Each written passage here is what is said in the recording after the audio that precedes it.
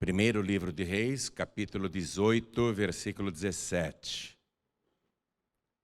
Acharam? Quem não tiver a palavra pode acompanhar pelo telão. Está escrito: E sucedeu que, vendo Acabe a Elias, disse-lhe Acabe: És tu o perturbador de Israel? Então disse ele: Eu não tenho perturbado a Israel, mas tu e a casa de teu pai, porque deixastes os mandamentos do Senhor e seguistes os Baalins. Agora, pois, envia, ajunta a mim todo Israel no Monte Carmelo, como também os 450 profetas de Baal e os 400 profetas de Azera, que comem da mesa de Jezabel. Então enviou Acabe os mensageiros a todos os filhos de Israel e ajuntou os profetas no Monte Carmelo. Então Elias se chegou a todo o povo e disse: Até quando cocheareis entre dois pensamentos? Se o Senhor é Deus, segui-o, e se Baal, segui-o. Porém, o povo lhe não respondeu nada. Eu vou reler o versículo 21 apenas. Então Elias se chegou a todo o povo e disse: Até quando cocheareis entre dois pensamentos? Se o Senhor é Deus, segui-o, e se Baal, segui-o. Porém, o povo lhe não respondeu nada. Eu leio mais uma vez, e você que está comigo aqui na sede da Paz e Vida, São Paulo, Brasil, repete em seguida. Vamos lá. Então, Elias se chegou a todo o povo e disse: Até quando cocheareis entre dois pensamentos? Se o Senhor é Deus, segui-o. E se Baal, segui-o. Porém, o povo lhe não respondeu nada. O povo está neutro. Não responder nada significa continuar no erro. Não tomar uma decisão, não decidir uma questão tão importante, é continuar no erro. Então o profeta Elias queria que o povo tomasse uma decisão. Isso aconteceu em Israel e Jesus confirmou o fato. Aqui na terra, coisa assim de uns 1.300 anos depois de Elias, ou um pouco mais, o Senhor Jesus confirmou o caso, que naquela época, por ordem do profeta Elias, houve uma seca brutal na terra, que durou 3 anos e meio. Por isso que o rei Acabe, que estava com o país falido, começou a perseguir o Elias para matá-lo, porque ele achou que matando o homem que tinha dado ordem para o céu que não iria chover mais, se ele matasse o profeta, acabaria também aquela praga, aquela maldição. Ele queria caçar o Elias e durante 3 anos ele ficou caçando Elias pelo país inteiro. E Deus não permitiu que Elias fosse alcançado ou preso, nem torturado. E quando completou os 3 anos e meio de seca, o Elias se apresenta para o rei Acabe, que era um rei ímpio, um rei mau, casado com uma rainha também má, muito pior do que ele, porque o Acabe na mão da esposa era praticamente uma marionete. Então o Acabe, ele fazia coisas horríveis por influência de Jezabel, a sua esposa rainha. E ele está agora frente a frente com o profeta Elias. E por isso ele disse: És tu o perturbador de Israel? Porque ele queria ter certeza que era o Elias mesmo. Porque ele queria matar o Elias. És tu mesmo, para não matar a pessoa errada. Por isso a pergunta: és tu o perturbador de Israel? E o Elias respondeu: eu não estou perturbando Israel, não. É você que não guardou a palavra de Deus. É você que está seguindo os Baalins. Baalins é o plural de Baal, o deus Baal. Os Baalins eram cópias, eram estatuetas feitas à imagem original de Baal, que eles diziam que tinha poderes divinos, que Baal era o deus da chuva, que Baal era o deus da fertilidade, era o deus da colheita, era o deus que podia fazer guerra. Então, o culto a Baal, na época de Elias, se tornou mais popular do que o culto a Deus. E os profetas de Baal se multiplicaram grandemente. E também a adoração à deusa Azera, que tinha 400 profetas que promoviam a adoração a Azera. A Azera era a estátua de uma mulher que chamavam de a mãe do deus Baal, a mãe de Deus. Então esse culto se tornou muito popular, muito mais popular do que a adoração ao Deus de Abraão, ao Deus de Isaac e ao Deus de Jacó, ao Deus de Moisés. E os profetas de Deus foram perseguidos, e os que não morreram se esconderam em cavernas. E o Elias é o homem que agora quer restabelecer a adoração ao verdadeiro Deus. E o nome Elias quer dizer em hebraico, o Senhor é meu Deus. Então Elias se apresentou diante de Acabe. É você que está perturbando o país. Você com a tua idolatria, com os teus pecados, é você o culpado. Agora faz o seguinte, reúna todos os profetas de Baal, são 450, mande lá para o Monte Carmelo. E também mande para lá os 400 profetas que promovem o culto da deusa Azera, a mãe do deus Baal. E eu vou estar lá sozinho contra todos vocês. E o rei Acabe, então, mandou mensageiros para que convocassem os profetas de Baal, que eram maioria, convocassem os profetas de Azera, e que todos se encontrassem com Elias no Monte Carmelo. É isso que está acontecendo. E lá no Monte Carmelo, Elias vai fazer uma proposta para o povo, porque o povo não respondeu nada até agora. O povo continua com a adoração dividida. E detalhe, não é que o povo deixou de acreditar no Deus de Abraão, no Deus de Isaac, no Deus de Jacó, no Deus de Moisés. Não é que o povo deixou de acreditar no Senhor. Acontece que o povo acreditava mais em Baal. Porque Baal tinha uma estátua, dava para ver. E detalhe, o nome Baal significa em hebraico Senhor. Então as pessoas que adoravam aquela estátua de Baal, imaginavam que estavam adorando ao Senhor. Que aquela estátua era uma representação do Deus de Abraão, de Isaac e de Jacó. Por isso que o profeta Elias disse, até quando vocês vão estar cocheando, manquejando, claudicando entre dois pensamentos? Se o Baal é o verdadeiro Deus, olha a confusão espiritual. Se essa estátua que vocês chamam de Senhor é o verdadeiro Deus, então sirvam esta imagem. Mas se o Senhor, o Deus invisível, o Deus todo-poderoso, se Ele é o verdadeiro Deus, então decidam e adorem o verdadeiro Deus. E o povo não respondeu nada, por quê? Porque na imaginação popular, eles continuavam adorando a Deus, ainda que fosse através de um ídolo. Olha só. Então Elias diz, vamos lá no Monte Carmelo.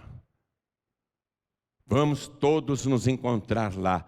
E só o Elias, cujo nome significa o Senhor é o meu Deus, só o Elias foi ali para representar a verdadeira fé. Os demais eram todos falsos profetas, e vai acontecer uma coisa extraordinária no Monte Carmelo. Você acredita que isso de fato aconteceu? Quem acredita? Então desocupe as mãos e dê para esta palavra a melhor salva de palmas de toda a sua vida. E enquanto você aplaude, abra a tua boca e diga: glória ao teu nome, Senhor. Senhor, não Baal. Glória, glória ao teu nome, Senhor. Levante os olhos aos céus. Levante os olhos ao Criador dos céus e da terra, ao possuidor de todas as coisas, e diga: glória, glória, glória ao teu nome, Senhor. Levante os teus olhos ao Deus invisível, ao Deus todo-poderoso, e diga: glória, glória, glória ao teu nome, Senhor. Pai querido e Deus amado, abra o céu para receber todo este louvor, e sobre cada uma destas vidas, derrama a tua bênção, a tua virtude, o teu poder. Vem provar agora que o Senhor é o único e verdadeiro Deus. Vem com teu Espírito, tome a boca do pregador, tome os lábios do mensageiro, envia a tua palavra com poder e autoridade, e que a tua palavra vá, percorra toda a terra e prospere naquilo para o qual está sendo enviada, em nome do Senhor Jesus. Diga amém, Jesus. Podem se assentar, por favor. Eu fiz a introdução para você. Durante aqueles 3 anos e meio de seca, o gado morreu, as plantações viraram feno, a terra não produziu porque não havia água. Lá já é um lugar seco por natureza, chove muito pouco, mas não suportou 3 anos e meio de seca. Todo o país empobreceu.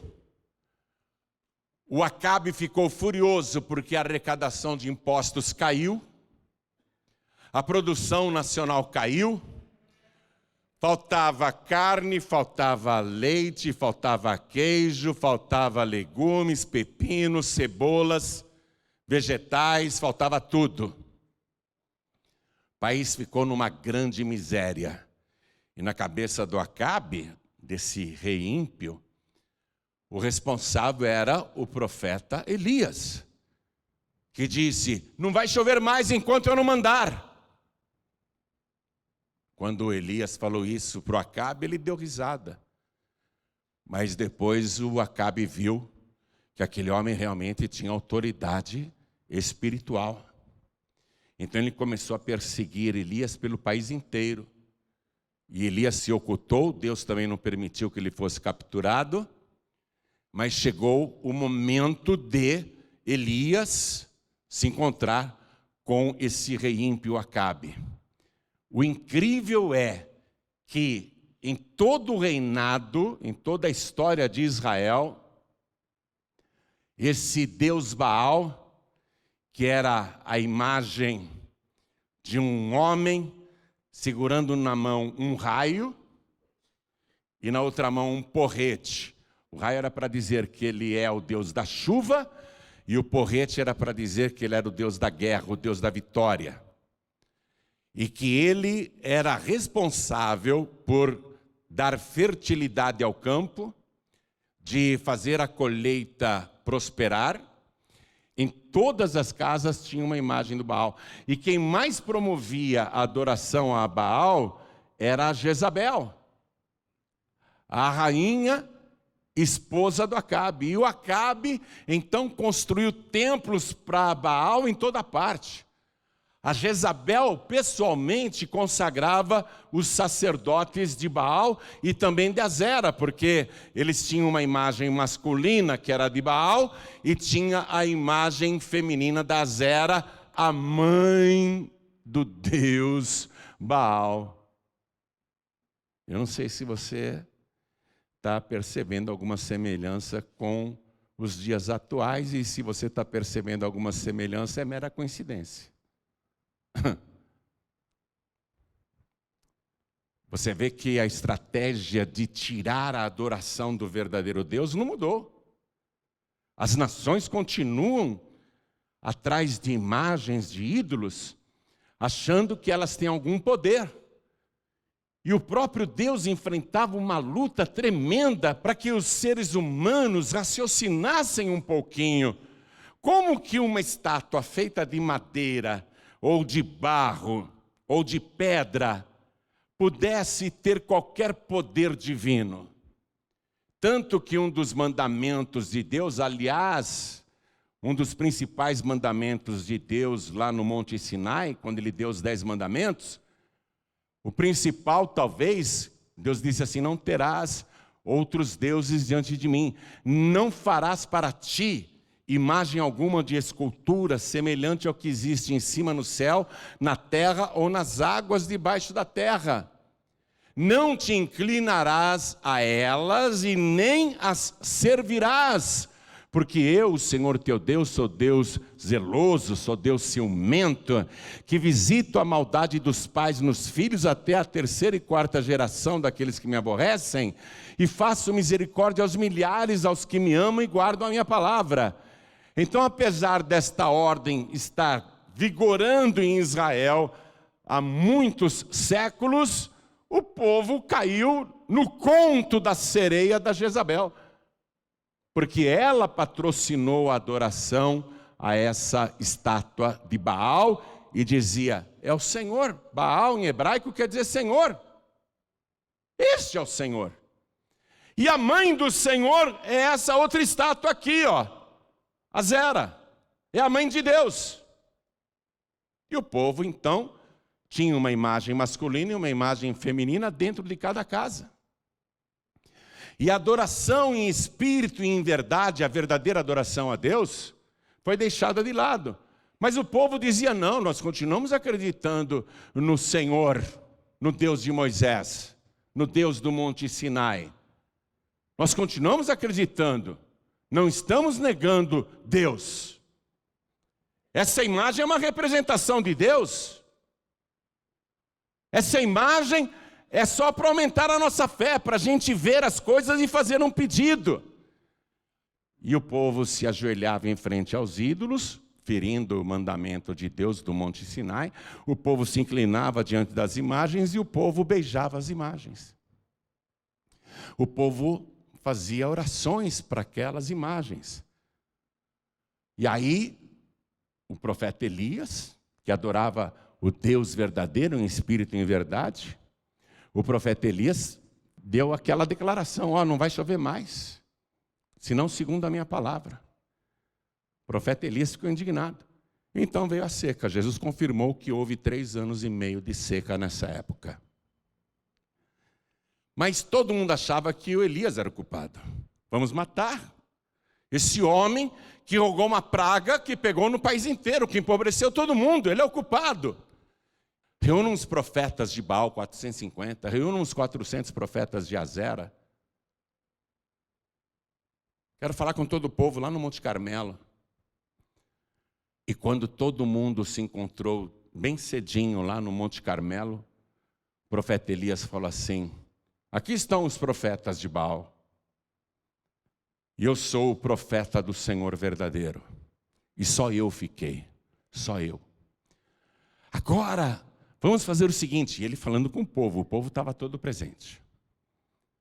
Vamos fazer o seguinte: deem um bezerro para os profetas de Baal. E me deem também um bezerro, escolham o bezerro e me deem. Eu não vou escolher bezerro nenhum, é vocês que vão me dar o bezerro.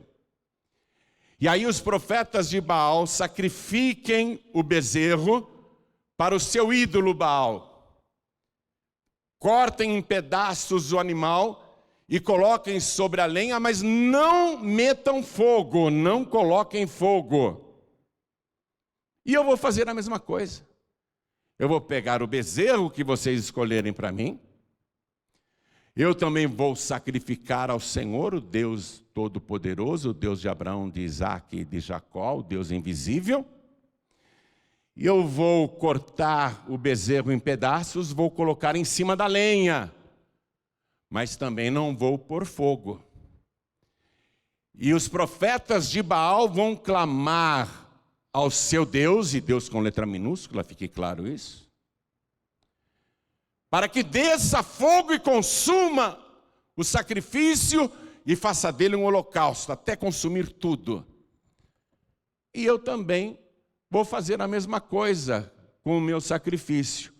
Eu vou clamar ao Senhor Deus de Abraão, de Isaque e de Jacó, o Deus Todo-Poderoso, o Deus invisível, e vou pedir que Ele mande fogo do céu para queimar o sacrifício até virar holocausto.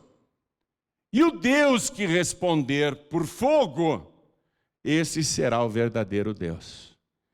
E o povo achou ótima essa palavra, o povo gostou muito dessa proposta que Elias fez.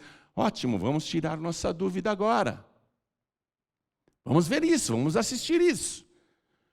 E Elias disse: os profetas de Baal podem começar. E eles colocaram lá uma imagem de Baal, aquela estátua de um homem com um raio na mão, não é? Porque se ele tinha um raio na mão, ele podia mandar fogo, não só chuva. Ele podia mandar fogo do céu, mandar um raio do céu. E com um porrete, ele também seria o Deus da guerra, daria essa vitória para os profetas de Baal. Ele mandaria fogo, sim. Então, o povo cercou os 450 profetas de Baal, e eles começaram o ritual. Eles armaram a lenha em frente à estátua do Baal. Aí eles pegaram o bezerro, sacrificaram, cortaram em pedaços e puseram sobre a lenha. E aí começaram a invocar Baal. Senhor, Baal, Baal, Senhor, manda fogo do céu. E diz a palavra que eles ficaram desde manhã cedo até ao meio-dia, e eles dançavam em volta do bezerro esquartejado sobre a lenha, e clamavam e diziam: manda fogo, Baal! E dançavam e gritavam, faziam alaridos: manda fogo, Senhor! Manda fogo, Baal! E ficaram clamando. E para chamar mais atenção ainda de Baal, eles pegavam punhais e se retalhavam, cortavam a própria carne, derramavam sangue, ofereciam aquilo e diziam: Baal, responde-nos, manda fogo, Senhor, manda fogo. E ficaram profetizando. Diz a palavra que eles começaram a profetizar: aqui é o Senhor, aqui é o Baal, esperem que eu vou mandar o fogo, já vou mandar o fogo. Falsos profetas. Você não pode acreditar em todo mundo que chega para você dizendo: ah, o Senhor mandou dizer, o Senhor falou, viu? Porque Baal também quer dizer Senhor. E está cheio de gente usando o nome do Senhor em vão, o nome de Deus em vão, profetizando até em nome do Senhor. E a pessoa ingênua acredita. Aí o povo ouvia aquelas profecias dos profetas de Baal e diziam: ah, o Baal está respondendo que ele já vai mandar fogo, vamos esperar. E eles dançavam, se retalhavam, gritavam, davam uivos. Eu já vi coisas assim nas praias do Brasil, nas matas do Brasil. Pessoas ali na frente de um bode, de um porco, de um cabrito, de um animal sacrificado, pessoas se retalhando em terreiros, bebendo até o próprio sangue, querendo resposta, clamando. Pensa que está clamando para o Senhor, pensa que está clamando para Deus. Ah, toda religião é boa, toda religião fala de Deus, toda religião leva a Deus. A religião que Jezabel promoveu em Israel falava de Deus, o Deus Baal, o Deus Senhor, e a mãe de Deus Azera. Responde-nos, Baal, responde-nos. E não vinha nada. Baal profetizou que já vai mandar o fogo. E não vinha nada. Lá por volta do meio-dia, o profeta Elias começou a zombar daquele teatro, daquela encenação. Porque, veja bem, o povo ficava muito impressionado. Atenção, era um espetáculo. Os curiosos estavam ali achando incrível, 450 homens dançando, pulando, uivando, se retalhando, bebendo o próprio sangue, gritando, em volta de um bezerro esquartejado sobre a lenha. Era um espetáculo impressionante, o povo, que manifestação, que coisa terrível. Tudo encenação, tudo teatro. Apenas um espetáculo impressionante, mas de nenhuma eficácia, de nenhum poder. O profeta Elias começa a dizer para eles: gritem mais alto. Eles já estavam roucos de gritar. Pode ser que o Baal esteja dormindo e acorde. Ou pode ser que ele tenha saído de casa e esteja longe. Gritem mais alto para ele escutar e voltar. Elias começou a zombar dos profetas. E eles se cansaram e o povo também cansou daquela palhaçada. O povo se cansou daquilo. O povo, não respondeu coisa nenhuma, não veio fogo coisa nenhuma. Aí o profeta Elias, do outro lado, falou assim: chegai-vos a mim. E esse é o ponto. Você se chegar para ouvir a palavra do verdadeiro Deus. Cheguem a mim. Ele era o pregador. Ele era o profeta, o único que restou. E Elias, quando o povo está perto dele, ele não prega, ele não fala nada. Ele fica em silêncio. Apenas disse: cheguem-se a mim. Aproximem-se. Aí Elias pega 12 pedras. E o povo entende que aquelas 12 pedras, cada pedra representava uma tribo de Israel, porque Israel tem 12 tribos. Jacó teve 12 filhos que deram origem às 12 tribos de Israel. Ele pega 12 pedras. Por que ele está pegando 12 pedras? Porque ele está mostrando que o Deus que ele serve não é só o Deus dele, tem que ser o Deus do país inteiro, de toda a descendência de Abraão. Então ele pega 12 pedras, e 12 é, na palavra de Deus, o número sagrado da totalidade perfeita. Veja só, quando Deus criou os céus e a terra, Ele estabeleceu o dia e estabeleceu a noite.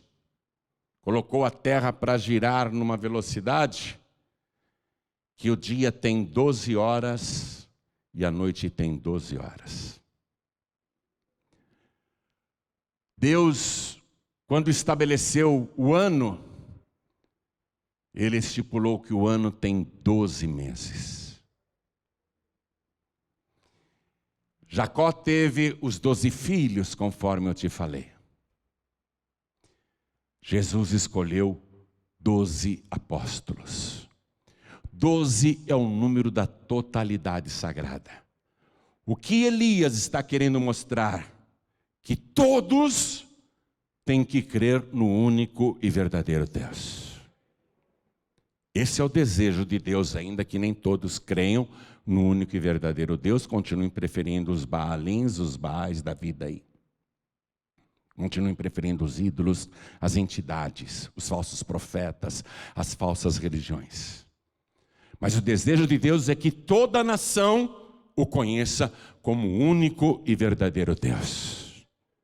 O próprio Senhor Jesus, na última noite de vida, e isso está registrado no capítulo 17 de João, Ele orou ao Pai dizendo: Pai, é chegada a hora, eu consumei a obra que me deste a fazer, e a tua obra é esta, que conheçam a ti só, como o único e verdadeiro Deus, e a Jesus Cristo, a quem tu enviaste. Deus quer que a totalidade da humanidade o reconheça como único e verdadeiro Deus e Jesus como único mediador entre Deus e os homens. Ninguém mais. Não tem medianeiros, não tem medianeiras, não tem entidades, não tem espíritos. Jesus orou nesse sentido e se sacrificou por essa obra. Se sacrificou por essa verdade, por essa única verdade. O profeta Elias montou ali as 12 pedras e fez um altar, um púlpito de pedras. 12 pedras. Aí ele pegou a lenha e colocou sobre o altar. Ajeitou toda a lenha. Pegou o bezerrinho que escolheram para ele. Tem pessoas que querem desmerecer o que vai acontecer e dizem, tinha um explosivo dentro daquele bezerro. Não, Elias não pôs explosivo nenhum dentro do bezerro. E o bezerro não era dele.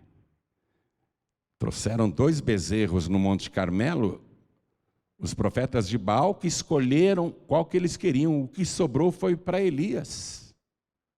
Elias pegou aquele bezerro que lhe deram e o sacrificou. E o sangue do animal verteu, e ele esquartejou o bezerro e foi colocando os pedaços sobre a lenha. E o sangue foi molhando a lenha. E escorria pelas pedras o sangue do bezerro. Elias ficou com as mãos ensanguentadas. Aí Elias disse assim: me tragam 4 vasos com água até a boca, cheios d'água. Alguém imaginou que ele iria se lavar, porque estava todo sujo de sangue? Mas quando trouxeram os 4 vasos cheios de água, Elias pegou os vasos, os 4, e derramou sobre o bezerro esquartejado, e encharcou a lenha, e a água escorreu, e ele tinha feito um rego em volta do seu altar de pedras, da largura de 2 medidas de sementes. Aí Elias disse para o povo: me tragam mais 4 vasos com água. E aí ele derramou novamente sobre o bezerro, a água ficou tinta de vermelho, escorreu, encharcou a lenha, escorreu pelo chão e chegou até as canaletas, o rego que ele tinha cavado em volta do altar. Aí ele diz: me tragam mais 4 vasos cheios de água. E o povo achou aquilo um desperdício, porque o povo estava desde manhã sem beber água. Havia uma seca no país, a água tinha se tornado preciosíssima. E o povo tinha a impressão que aquilo era um desperdício inaceitável. E outra coisa, se é para colocar fogo no sacrifício e queimar a madeira, como que uma madeira encharcada desse jeito vai pegar fogo? Mas o povo obedeceu o profeta e ele jogou novamente 4 vasos cheios de água sobre o holocausto. E diz a palavra que a água escorreu pelo chão, a terra ficou tão encharcada que nem absorvia mais a água, e a água escorreu até as canaletas. E encheu também aquele sulco que ele tinha feito em volta do altar. Quem aqui já fez uma fogueira? Levante a mão. Quem já fez uma fogueira? Você escolhe uma lenha molhada ou uma lenha seca? Por que você não pega uma molhada? Vai perder tempo, né? Ou pegar uma madeira encharcada d'água para fazer uma fogueira? É ou não é? O povo ficou olhando, esse profeta é maluco. Esse profeta é louco. Se é para colocar fogo no sacrifício e se tornar um holocausto, se os profetas de Baal com a madeira seca não pegou fogo, Será que vai pegar fogo com essa madeira encharcada desse jeito? Isso despertou uma curiosidade maior ainda no povo. Como que uma madeira tão molhada e encharcada pode pegar fogo? Olha a fé de Elias, hein? Olha a fé deste homem. O altar encharcado d'água. A água continuava pingando. Água no chão, água nas canaletas em volta. O povo ficou muito curioso. Aí Elias fez uma oração. Ele não ficou que nem os profetas de Baal, gritando e clamando a noite ou a manhã inteira, a madrugada inteira. Ele não ficou ali horas e horas pedindo um milagre. Ele fez uma oração sem qualquer encenação. Ele não quis dramatizar sobre a sua própria pessoa, para dizer que ele era um grande profeta. Ele não fez nenhum tipo de encenação com ele mesmo. Ele simplesmente se coloca ao lado do altar, evidentemente depois da canaleta, do sulco que ele havia cavado em volta. Ele se pôs do lado, ele levanta os olhos aos céus. O céu estava muito azul porque não tinha chuva, não tinha nuvem. Há 3 anos e meio não chovia. Era um céu bem azulado, um dia muito claro. Ele levanta os olhos aos céus e ele diz, ele faz a sua oração e diz assim: ó Senhor, Deus de Abraão, Deus de Isaque e Deus de Israel, manifeste-se hoje, agora, que Tu és Deus em Israel e que eu sou Teu servo. E que conforme a Tua palavra fiz todas essas coisas. Responde-me, Senhor, responde-me agora, para que esse povo conheça que Tu me enviaste e que Tu fizeste o seu coração tornar para trás. Tornar para trás quer dizer volta ao passado. Volta para a verdadeira fé, a fé do Monte Sinai. Volta para trás, volta para o verdadeiro Deus. E que Tu fizeste o seu coração tornar para trás. Quando ele disse isso, veio o fogo do céu. Eu quero ler esse detalhe para você. Eu quero ler esse detalhe, versículo 38. É importante esse detalhe. Então caiu fogo do Senhor e consumiu o holocausto e a lenha. Atenção! Atenção! Pegou o detalhe? Desceu fogo do céu sobre o bezerro esquartejado. Depois é que o fogo foi para a lenha. E o que normalmente a gente quer quando vai assar qualquer carne ou fazer um churrasco? Primeiro coloca fogo na lenha ou no carvão, depois assa a carne. Mas Deus não fez isso, para mostrar que Ele não depende das providências humanas. Deus não depende de nós. Deus é Deus. Ele mandou fogo diretamente sobre a carne, sobre o holocausto. Então caiu o fogo do Senhor e consumiu o holocausto e a lenha e as pedras. As 12 pedras. E o pó. É como se Deus estivesse dizendo: que delícia de holocausto. Lambeu toda a água. Que delícia de sacrifício. Naquela hora o povo assustado ficou com medo até de olhar. O povo caiu de joelhos, colocou o rosto em terra, com os olhos fechados. Eles diziam: só o Senhor é Deus. Só o Senhor é Deus. Só o Senhor é Deus. Só o Senhor é Deus. E o fogo do Senhor comendo.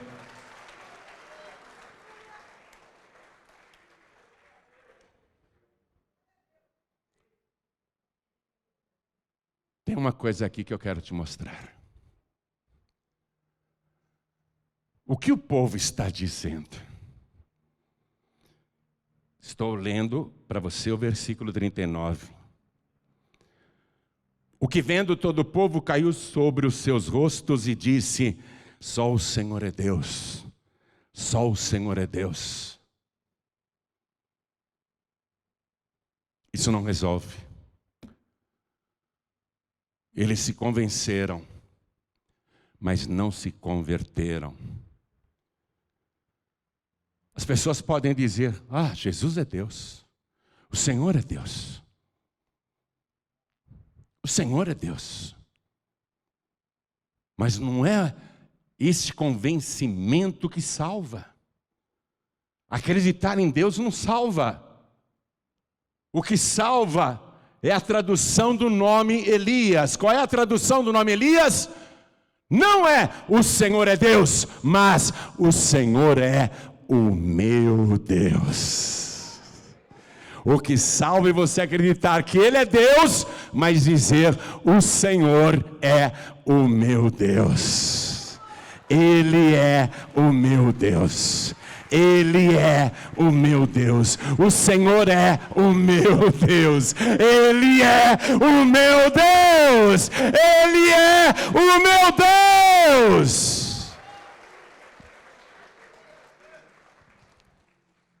Tanto é verdade que nós estamos aqui no primeiro livro de Reis, capítulo 18.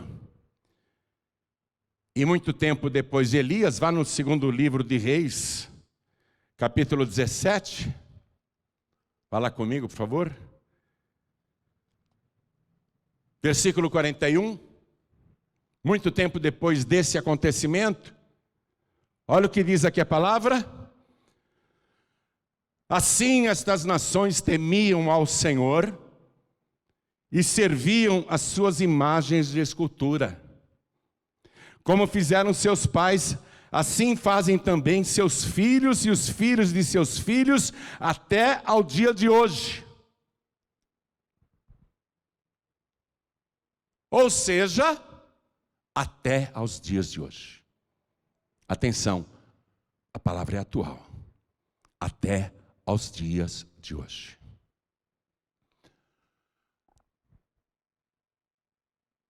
Eu vou ler um trecho da palavra de Deus que toda a Bíblia tem. Na Bíblia católica também tem, apesar que eles mudaram a numeração para o povo católico não achar o que eu vou ler. Mas está lá. Mas está lá. É só você procurar. Eu quero que você vá comigo no livro de Salmos. Livro de Salmos agora. Salmo de número 115. Vou ler a partir do versículo 4. Eu peço aos católicos que escutem com atenção. Porque a Bíblia não é mais uma exclusividade de poucos. A Bíblia está aí, para quem quiser ler. Diz assim: os ídolos deles são prata e ouro, obra das mãos dos homens. Tem boca, mas não falam. Responde-nos, Baal, responde-nos. Tem boca, mas não falam. Tem olhos, mas não veem. Baal, estamos nos cortando aqui, ó. Olha o nosso sangue, estamos nos sacrificando. A estátua tem olhos, mas não vê. Tem ouvidos, mas não ouvem. Responde-nos, Baal. O ídolo pode ter até orelhas, mas não escuta nada. Nariz tem, mas não cheiram. Tem mãos, mas não apalpam. Tem pés, mas não andam. Nem som algum sai da sua garganta. E aí no versículo 8, a palavra de Deus tem uma maldição sobre aqueles que adoram os Baalins, adoram os ídolos, se prostram diante de imagens, acendem velas, fazem rezas, promessas. A maldição está aqui, e eu vejo ela se cumprindo o tempo todo sobre os idólatras. O tempo todo eu vejo isso. Até sobre líderes e grandes autoridades das religiões. Pesquisem as vidas dos anteriores e você vai ver. A maldição diz, versículo 8: tornem-se semelhantes a eles os que os fazem e todos os que neles confiam. Quando a pessoa é idólatra, ela fica igual ao ídolo que ela adora. A pessoa está lá na frente do ídolo, pode ter até uma capa cheia de pedras preciosas, pode ter até uma coroa linda de ouro. Tem boca, mas não falam. A pessoa que é idólatra fica igual ao ídolo. Ela tem boca, mas Deus não ouve o que ela fala. É como se ela fosse muda. Tem olhos, mas não veem. A pessoa que é idólatra nunca vai ver a glória de Deus. Se torna semelhante ao ídolo. Tem ouvidos, mas não ouvem a palavra de Deus. Eu posso fazer essa pregação 1 milhão de vezes para um idólatra e o ouvido dele está fechado. E o nosso país é idólatra. O Brasil é um país idólatra. O Brasil é um país que adora os ídolos, que carrega os ídolos, porque os ídolos não conseguem nem andar sozinhos. Tem pés, mas não andam. Olha só, nariz tem, mas não cheiram. Tem mãos, mas não apalpam. A pessoa pode pedir, pede para o ídolo, não vai receber bênção nenhuma na sua mão. Está igual ao ídolo. Tem pés, mas não andam, nem som algum sai da sua garganta. E aí a maldição se cumpre. Repare, vai pesquisar. Faz isso. Pegue a história da igreja e vai ver aí a vida dos anteriores, como é que foram. Veja como eles terminaram. Me desculpe, virou até santo, fizeram uma imagem dele. Tem gente rezando para aquela imagem. Mas ele era um atleta. Ele esquiava nas montanhas. Ele escalava montanhas. Era um homem de muito vigor.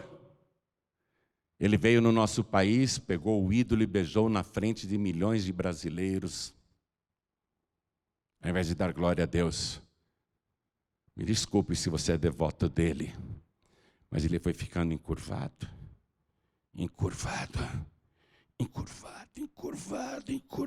E não podia mais andar, tinha que ser carregado.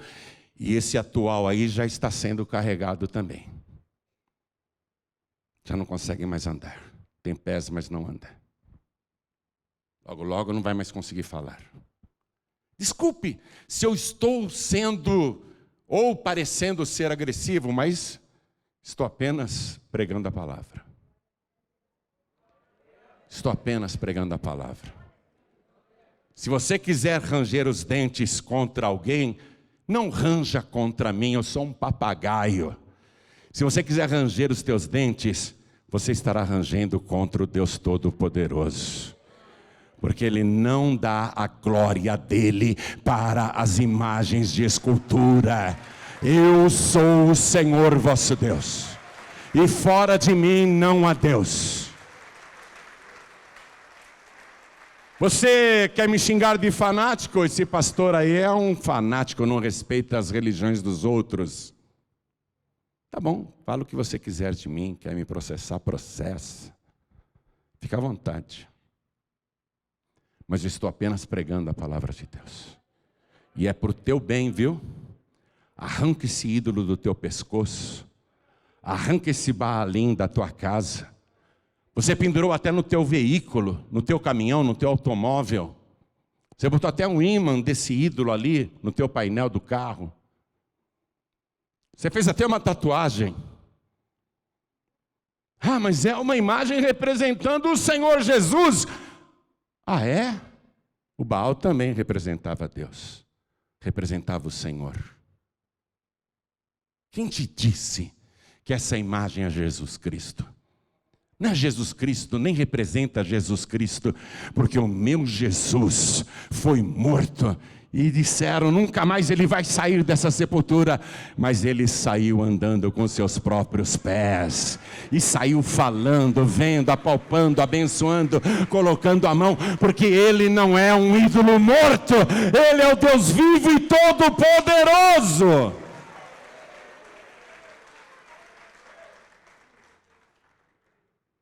Quer ficar com raiva de mim? Fique. Mas você é quem decide para onde você quer ir. O que você quer para você e para a tua descendência.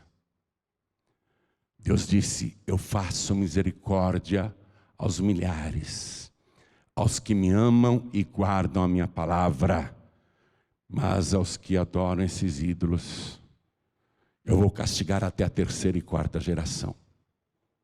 Por que você acha que o nosso país, sendo tão rico, tendo reservas, florestas, terras agricultáveis, água como nenhum outro país do mundo, minérios, como é que você acha que um país tão rico como o nosso está debaixo de tanta maldição? É só você ligar a TV em qualquer noticiário aí de feriado santo, e você vai ver o povo. Eu fico revoltado porque vejo sacerdotes conduzindo essas imagens de escultura para o povo adorar. Eu fico revoltado. Estou sozinho fazendo essa pregação? Estou sozinho? Pode ser que eu esteja sozinho fazendo essa pregação. O Elias disse, só eu fiquei. Pode ser que eu esteja sozinho também fazendo essa pregação. Eu vejo que meus colegas, vamos chamar assim, não pregam mais o Evangelho, não falam mais de Jesus, estão completamente mergulhados em questões seculares, em questões desse mundo. Não falam mais de Jesus, não pregam mais o Evangelho. Tem alguns aí que ainda pregam, mas a grande maioria está se preocupando só com as coisas desta vida, desta política, deste mundo. Eu não estou aqui pregando para você, ainda que neste mundo, eu estou anunciando para você a vida verdadeira. Não uma vida aqui neste mundo, uma vida que um dia você vai gozar por toda a eternidade. Uma vida eterna com aquilo que realmente importa. O que importa aqui não é defender a tua religião. O que importa aqui não é defender a tua igreja. O que importa aqui é se você quer entregar a sua vida para Jesus e recebê-lo como único, suficiente, exclusivo e eterno Salvador. É isso que interessa. Porque não é para este mundo que Ele preparou todas as coisas. Ele preparou algo muito maior. É para quem o serve. Elias, no final aí da sua trajetória, vai ser arrebatado numa carruagem de fogo, não vai nem passar pela morte. É isso que eu espero. É isso que eu espero. E ainda que demore tanto, que eu chegue a ficar velho e morra, e coloque o meu cadáver numa sepultura em um cemitério, ainda que eu chegue a apodrecer na carne, comido pelos vermes, e fique só a minha caveira, mesmo assim, nada disso me preocupa, porque esta palavra garante que quando Ele voltar e as trombetas soarem, os mortos ressuscitarão incorruptíveis. Eu posso estar morto, mas a minha sepultura vai se abrir e eu vou sair de lá com o meu corpo glorificado. É isso que importa. Estou pregando para você sobre aquilo que realmente importa. Você acha que a tua religião, teu ídolo é o que importa? É isso que você quer defender, a tua religião, teu ídolo? Você acha que é isso que importa? Ou você quer defender a tua alma, a tua salvação? Você quer agradar, vamos falar agora um pouquinho mais rasgado. Você quer agradar o Papa ou a Deus? É você quem decide. É você quem resolve. É você quem decide. Podem falar de Deus, mas Deus não aceita adoração dividida. Vamos retornar aqui para o versículo 21. Estou no primeiro livro de Reis, capítulo 18, versículo 21. E eu prometo que eu estou acabando a mensagem. Então Elias se chegou a todo o povo e disse: até quando cocheareis entre dois pensamentos? Se o Senhor é Deus, segui-o. E se Baal, segui-o. Porém o povo não lhe deu resposta. Você não vai dar resposta nenhuma? Você não vai dar resposta nenhuma?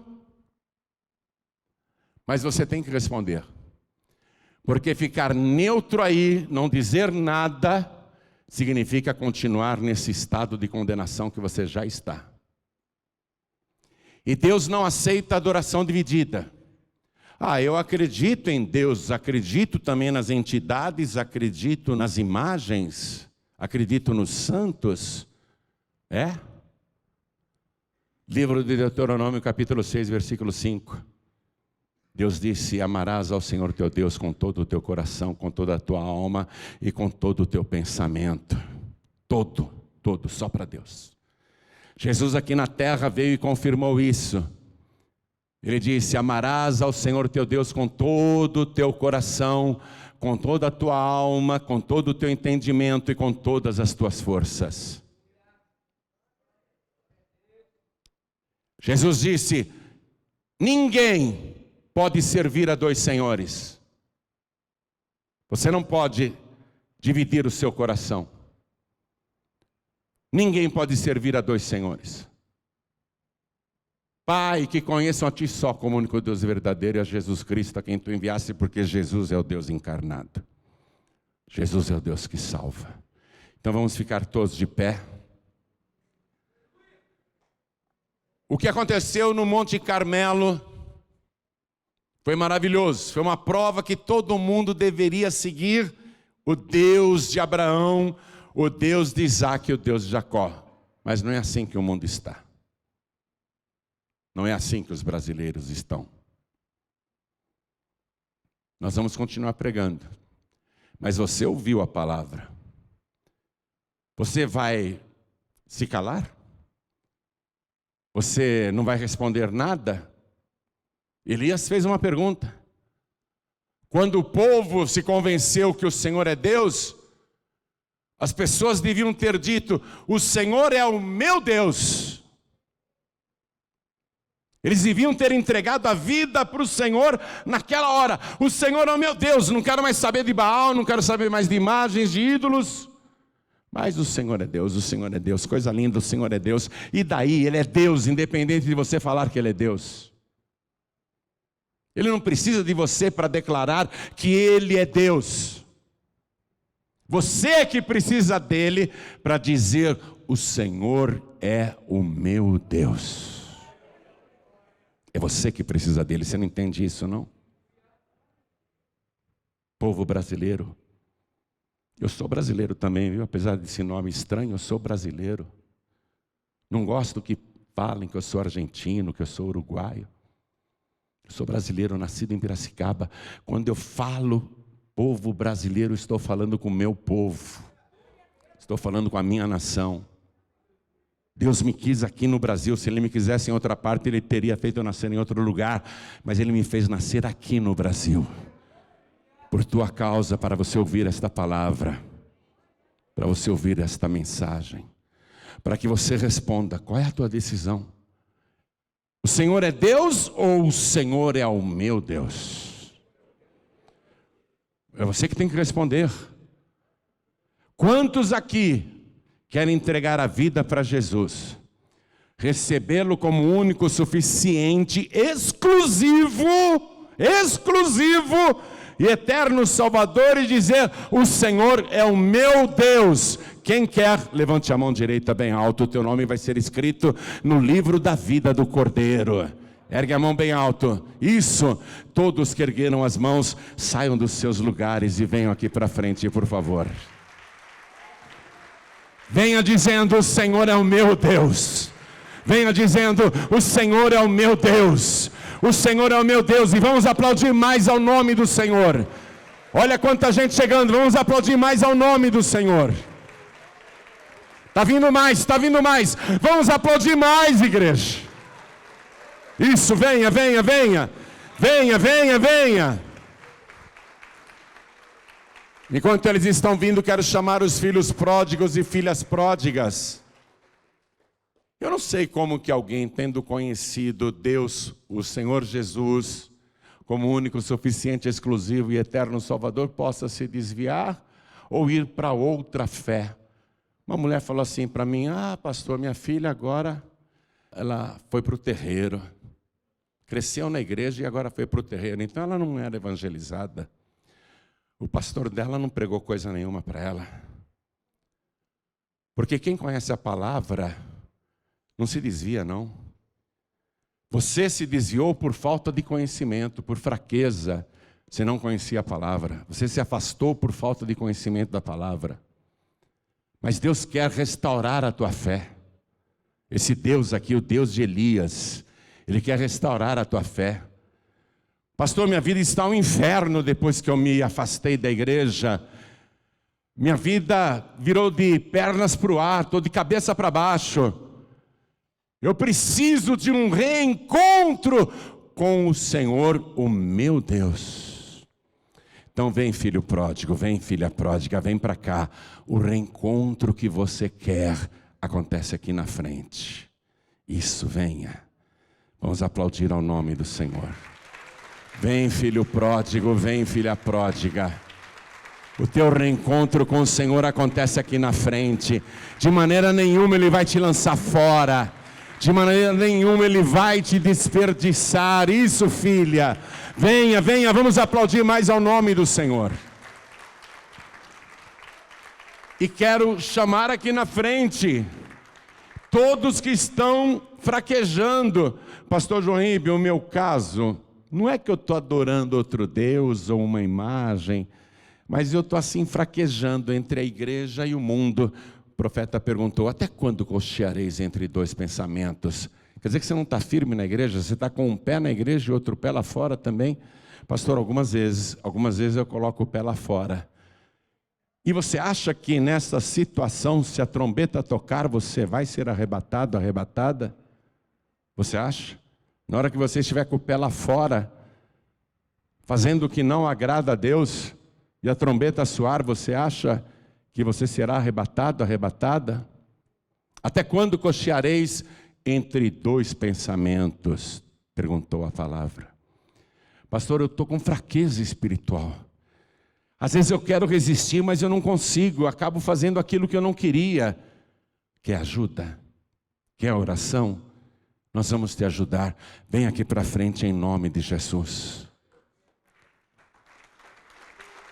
Vem para cá. Eu falei aqui numa pregação, eu disse que o meu maior inimigo não é o diabo. Porque o diabo, eu dou ordem para ele saia em nome de Jesus e ele é obrigado a sair. Ele me atrapalha, ele tenta atrapalhar, mas o meu maior inimigo não é Satanás. Meu maior inimigo chama-se João Ribe Palharim. Porque é o seguinte, eu tenho que travar uma luta diária com esse inimigo que está comigo 24 horas por dia. O diabo fica em derredor também o tempo todo, mas eu estou comigo 24 horas por dia e eu tenho que lutar contra mim, meu irmão. Eu tenho que lutar contra a minha própria vontade. Eu tenho que dizer não para o pecado. Ou você acha que não vem tentação para mim? Vem um monte de tentação, oportunidades para fazer coisas erradas. Eu tenho que dizer não para o João Ribe. E se o João Ribe teimar, eu tenho que dar uma surra nele. Eu tenho que lutar contra mim mesmo. Meu maior inimigo é o João Ribe Palharim. Só o João Ribe pode me derrubar. E vou dizer isso: teu maior inimigo é você mesmo. é você mesma. Só você pode se derrubar. Só você. Então cabe a você ficar firme. Cabe a você andar no caminho reto. Cabe a você resistir ao diabo para que ele fuja de você. Se mais alguém quer oração, vem aqui para frente enquanto eu vou falar com quem está assistindo pela TV, ouvindo pela rádio ou pelo youtube.com/joãoribe. Quer entregar a vida para Jesus, o único e verdadeiro Deus? Quer o perdão dos seus pecados, a transformação da sua vida? Quer a restauração da sua vida? Quer ter a certeza da salvação? Então se ajoelhe ao lado aí do teu televisor, ao lado do teu computador, ao lado do teu rádio. Tem muita gente também no podcast agora me ouvindo, tem o podcast Joãoribe. É só digitar nas plataformas de podcast Joãoribe, você vai ter acesso a esta e muitas, centenas e centenas de mensagens no podcast. E também você que está ouvindo pelo aplicativo da Feliz FM, que você baixou no seu celular, de graça. E você que está assistindo pelo youtube.com/joãoribe, centenas de mensagens, vídeos, ilustrações do reino de Deus, testemunhos, você está ali ouvindo, assistindo esta pregação. Deus falou com você. Você está aí em casa. Remove esses baalins. Retire esses baals que estão na tua casa. No teu carro, no teu veículo, na tua pele. Retira tudo isso. Sirva ao único e verdadeiro Deus. Só o Senhor é Deus. Só o Senhor é Deus. Mas não adianta dizer só o Senhor é Deus. Você tem que dizer só o Senhor é o meu Deus. Só o Senhor é o meu Deus. Tem que dizer, Ele é o meu único, suficiente, exclusivo e eterno Salvador. Você tem que dizer isso, Ele é o meu único Salvador. Amém? Se mais alguém quer vir para frente, vem. E quem está à distância, se não puder se ajoelhar, mas quer entregar a vida para Jesus, coloque a mão sobre o coração, que nós vamos orar agora. Eu vou me ajoelhar aqui com vocês. A igreja continue de pé, por favor. E você, com a mão direita ou com a tua mão sobre o teu peito, sobre o teu coração, ore assim comigo. Meu Deus e meu Pai, o Senhor é muito mais do que Deus. O Senhor é o meu Deus particular, o meu único, suficiente, exclusivo e eterno Salvador. Perdoa os meus pecados, os meus erros, as minhas iniquidades, e apaga agora as minhas transgressões, e me purifica com o sangue de Jesus. Eu quero seguir neste caminho, sem me desviar, nem para os ídolos, nem para o mundo, nem para as entidades. Eu quero te servir e te seguir todos os dias da minha vida. Escreve o meu nome no teu santo livro. Me dá agora, junto com o perdão, a certeza e a alegria da minha salvação, porque o Senhor é o meu único e verdadeiro Deus, o meu único, suficiente, exclusivo e eterno Salvador, para todo sempre. Amém. Continua assim em espírito, que eu e a igreja vamos orar por você. Pai querido e Deus amado, esta pessoa respondeu. O Senhor perguntou e ela respondeu. Ela disse, sim, eu quero o Senhor como meu Salvador, meu único Salvador, meu exclusivo Salvador. Então agora, Senhor, além de perdoar os pecados desta pessoa, eu suplico que o Senhor escreva o nome dela no teu santo livro, o livro da vida. Escreve o nome desta pessoa no teu livro, e não permita que o nome desta pessoa um dia seja arriscado. Ajude-a a perseverar até o fim. Toma conta dela, porque os dias são maus. O mundo está cheio de tentações, armadilhas e ciladas. Ensina esta pessoa a guerrear não somente contra o inferno, mas contra ela mesma, dizendo não para a sua própria carne, para te servir com sinceridade e inteireza de coração todos os dias da sua vida. Meu Deus, toma conta desta mulher, toma conta deste homem. Retira da vida desta pessoa tudo que está atrapalhando, tudo que está infelicitando. E eu não oro apenas por aqueles que estão aqui comigo na sede nacional da Paz e Vida em São Paulo, mas pelas milhares e milhares de pessoas que agora, em toda parte, até fora do Brasil, pessoas estão ajoelhadas. E se não puderam se ajoelhar, estão com a mão sobre o coração, se entregando ao Senhor e voltando para o Senhor. Eu oro por cada vida que à distância está te recebendo como o único, suficiente, exclusivo e eterno Salvador. Faz a obra, Pai. Sabemos que os dias são difíceis, precisamos do Teu Espírito Santo. Precisamos das 7 manifestações do Teu Espírito Santo. Precisamos do Teu revestimento de poder. Ajuda-nos, ó Pai, para que nenhuma destas vidas se perca, para que nenhuma destas pessoas desista ou volte atrás. Segura esta pessoa com a Tua mão poderosa, para que ela fique firme até o fim. E o fim pode ser a nossa morte, e o fim pode ser o arrebatamento, mas até o último momento queremos estar de pé na Tua presença. Se alguém aqui cair, levanta, Senhor. O justo cairá 7 vezes, e 8 vezes o Senhor o levantará. Se alguém aqui cair, levanta esta pessoa, porque não sabemos quanto tempo ainda precisamos caminhar nessa jornada, mas queremos continuar até o último passo, porque queremos, ansiamos estar com o Senhor. Toma conta de cada vida aqui presente, toma conta de cada pessoa que à distância estava se entregando e voltando para o Senhor. Toma conta de cada filho pródigo, de cada filha pródiga.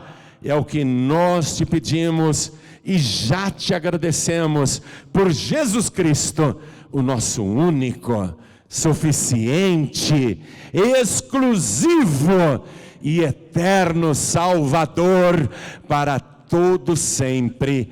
Amém.